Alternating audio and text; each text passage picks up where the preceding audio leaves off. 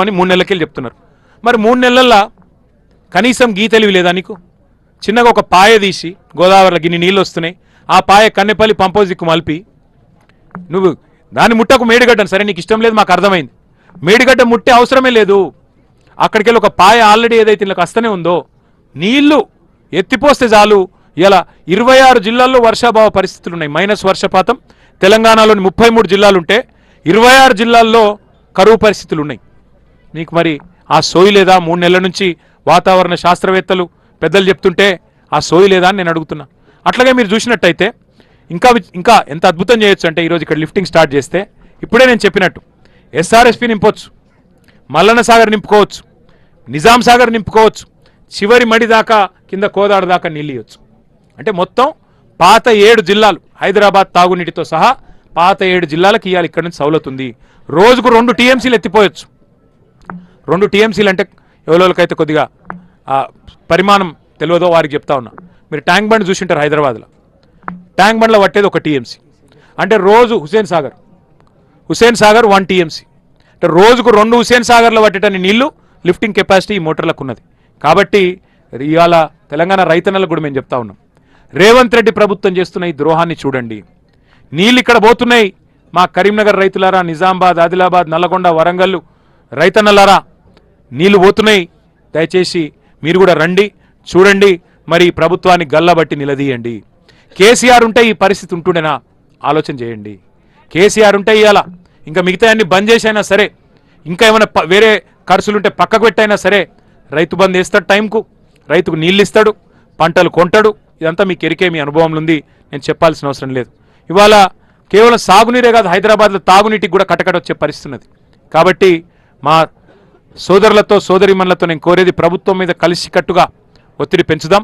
ప్రభుత్వం కనుక దిగి వచ్చి మరి స్పందించకపోతే అవసరమైతే మా నాయకుడు కేసీఆర్ గారితో సంప్రదించి అవసరమైతే మరి తొందరలోనే ఒక 50-60 వేల మందితోని కన్నెపల్లి పంపోజ్ ముట్టడించైనా సరే మేమే అవసరమైతే పంపులు ఆన్ చేసే ప్రయత్నం కూడా చేస్తాము. మా నాయకులతో మా పార్టీలో కూడా మాట్లాడుకుంటాం. ఎందుకంటే రైతుకు మించిన ప్రయారిటీ రాష్ట్రాధినేతకు ఉండకూడదు. కానీ వాళ్ళ రేవంత్ రెడ్డి గారి ప్రయారిటీ ఏందో, ఆయన ప్రాధాన్యత క్రమం ఏందో మాకు తెలియట్లేదు. నేను మీడియాను కూడా కోరుతా ఉన్నా, కన్నెపల్లిలో ఉన్న ఫ్లోని దయచేసి చూపెట్టండి. నేను చెప్పిన దానిలో తప్పులుంటే మాకు కూడా ఎత్తి చూపండి దయచేసి. మరి రైతులకు అందరం కూడా సమిష్టిగా అండగా ఉందామని చెప్పి విజ్ఞప్తి చేస్తూ, మరి ఇవాళ ఇన్ని ఆంక్షలు పెట్టినా, ఇన్ని రకాల ఇబ్బందులు పెట్టినా, మరి పెద్ద ఎత్తున తరలి వచ్చిన ప్రతి రైతు బిడ్డకి మా నాయకత్వం మొత్తానికి దయచేసి ఎవరు ఆగమాగం చేయకండి. వాళ్ళు ఏమైనా ప్రశ్నలు అడిగితే మీరు ఆగం చేయకండి, ప్రశ్నలు అడిగితే వాళ్ళని అడగనియండి. ఆగండమ్మా.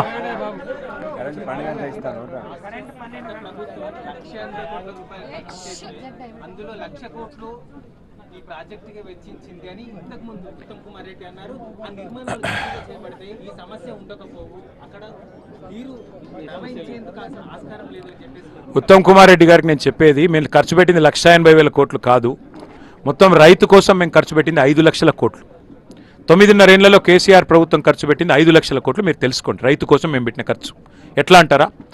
1,00,000 కోట్లు మేము పవర్ ఇన్ఫ్రాస్ట్రక్చర్ మీద పెట్టినాం. 50,000 కోట్లు మేము ఉచిత కరెంటు, 24 గంటల ఉచిత కరెంటు ఇవ్వడానికి రైతులకు 50,000 కోట్లు 10 ఏళ్లలో ఖర్చు పెట్టాం. అట్లాగే 73,000 కోట్లు రైతు బంధు రూపంలో ఇచ్చినాం.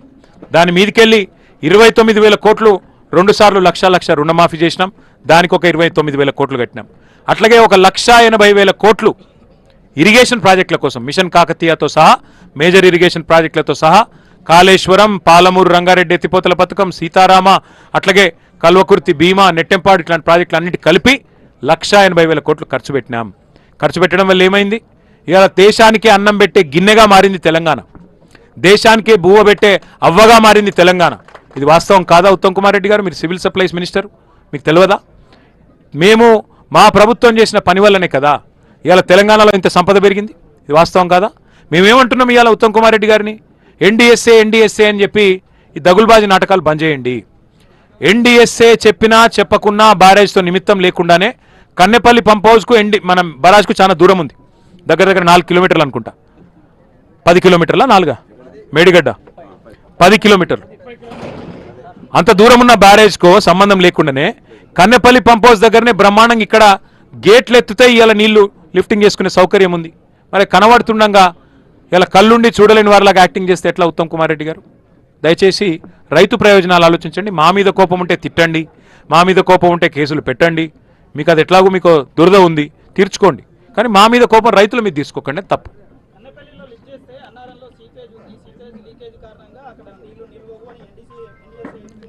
నేను ఒకటి అడుగుతా బ్రదర్, ఇవాళ కాంగ్రెస్ ప్రభుత్వము ఏది కూడా బీజేపీ చెప్పింది వినది, అన్ని కరెక్ట్ కాదంటది. కానీ బీజేపీ ప్రభుత్వం చెప్పిన ఎన్డీఎస్ఏది మాత్రం పట్టుకున్నారు. మీరు ఒక్క మాట ఆలోచించండి, అసలు ఎన్డీఎస్ఏ వచ్చిండు, ఆ మేడిగడ్డ బరాజ్లో ఏదో జరిగిందని వచ్చిండు, 24 గంటల రూపాయలు రిపోర్ట్ ఇచ్చిండు, కనీసం నీళ్ళలో దిగలే, సాయిల్ టెస్ట్ కూడా చేయలే. అసలు హైదరాబాద్ వీడికి వచ్చిండో లేదో కూడా తెలియదు, హైదరాబాద్కి వచ్చి అటుకెళ్ళి ఎట్టే చేసినట్టున్నాడు. ఓ రిపోర్ట్ అట్లా ముఖాన కొట్టిండు, పోయిండు. 48 గంటల రిపోర్ట్ ఇచ్చిండు. ఆ రిపోర్ట్ నిజంగా ప్రామాణికమా, విశ్వసనీయత ఉందా ఆ రిపోర్ట్కి? కోర్టు కూడా స్టే ఇచ్చింది కదా. మీరు ఎన్డీఎస్ఏ రిపోర్ట్ ఆధారంగానే మా మీద కేసు పెడితే, ఘోష్ కమిషన్ ఇస్తే కోర్టు కూడా స్టే ఇచ్చింది కదా దాని మీద. దానికి విశ్వసనీయత ఉందా? దాని మీద మా వాళ్ళు సావధానంగా రేపు మా వినోద్ కుమార్ గారు, జగదీష్ రెడ్డి గారు, ఇక పెద్దలందరూ రేపు వివరంగా మీకు ప్రెస్ మీట్ పెడతారు, సాంకేతిక విషయాలు కూడా చెప్తారు. మేము అడిగేది ఒకటే, ఇవాళ అన్నీ ఉండి అంగట్లో అన్నీ ఉన్నా అల్లున్నోట్లో శని అంటారు చూడు. నీళ్లున్నాయి, తెలంగాణ రైతుకు నీళ్లున్నాయి, నీళ్లు లిఫ్ట్ చేసే సిస్టమ్ ఉంది. అల్లున్నోట్లో శని ఎక్కడుందా అంటే ఇక రేవంత్ రెడ్డి రూపంలో ఇప్పుడు వచ్చి పడ్డది మనకు, గంతే.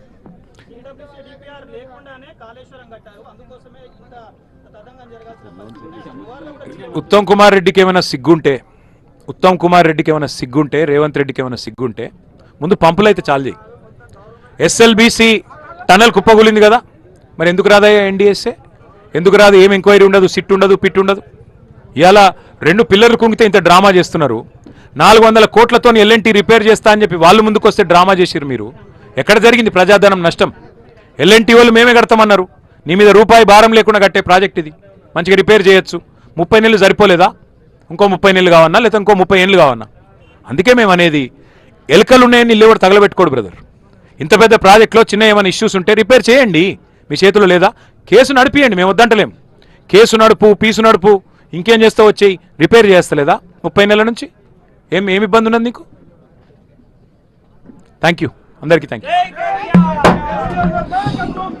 అందరూ బ్రిడ్జి దగ్గర భోజనం ఉంది, ఫంక్షన్ హాల్ ఉంది, దయచేసి అందరూ భోజనం చేసి వెళ్ళాలని విజ్ఞప్తి. బ్రిడ్జి దగ్గర సిరివంచకి వెళ్ళే బ్రిడ్జి దగ్గర భోజనం ఉంది, భోజనం చేసి వెళ్ళాలి. బయట తీసుకోవచ్చు.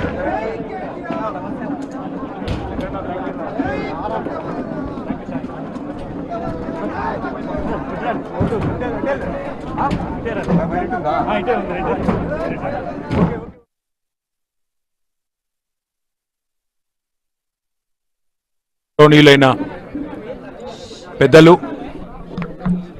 మాజీ మంత్రివర్యులు, గౌరవ శాసనసభ్యులు, గౌరవ శాసన మండలి సభ్యులు, గౌరవనీయులైన రాజ్యసభ సభ్యులు, పార్టీ సీనియర్ నాయకులు, అట్లాగే ఇవాళ మరి పెద్ద ఎత్తున ఈ ప్రాంత రైతులు, అట్లాగే ఈ ప్రాంతంలో ఉండే మా పార్టీ నాయకులు ఎవరెవరైతే తరలి వచ్చినారో